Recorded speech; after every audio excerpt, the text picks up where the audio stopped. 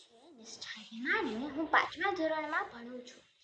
આજે આપણે જાણીશું આપણા કષ્ટભંજન એટલે કે હનુમાન દાદા ના પગ નીચે જે સ્ત્રી છે તે કોણ છે?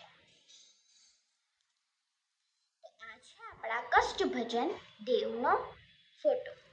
આ છે આપણા કષ્ટભંજન દેવનો ફોટો ને તેમની નીચે એક સ્ત્રી છે. તો આપણે આજે એની વાર્તા કરશું. એ સ્ત્રી નથી, એ શનિદેવ છે. હવે હનુમાન દાદાના પગ નીચે શનિદેવ શું કરે છે? તો એની પણ એક વાર્તા છે.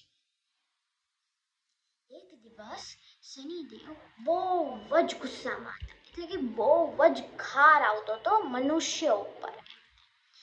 બધા મનુષ્યએ હનુમાન દાદાને પ્રાર્થના કરી કે કષ્ટભંજન દેવને પ્રાર્થના કરી કે શનિદેવને રોકો.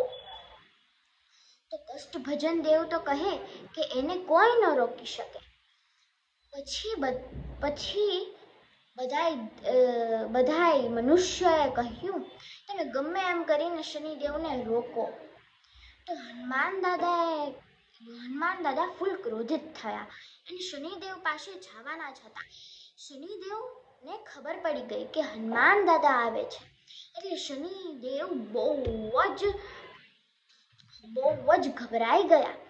એટલે એમને વિચાર્યું કે હનુમાન દાદા તો એકેય સ્ત્રીને મારતા જ નથી, એટલે હું સ્ત્રી બની જાઉં. તો શનિદેવ સ્ત્રી બની ગયા અને હનુમાન દાદાના પગ પાસે પડી ગયા. એટલે આપણા કષ્ટભંજન દેવના પગ નીચે ઈ સ્ત્રી છે અને ઈ સ્ત્રી બીજું કોઈ નહીં, શનિદેવ છે.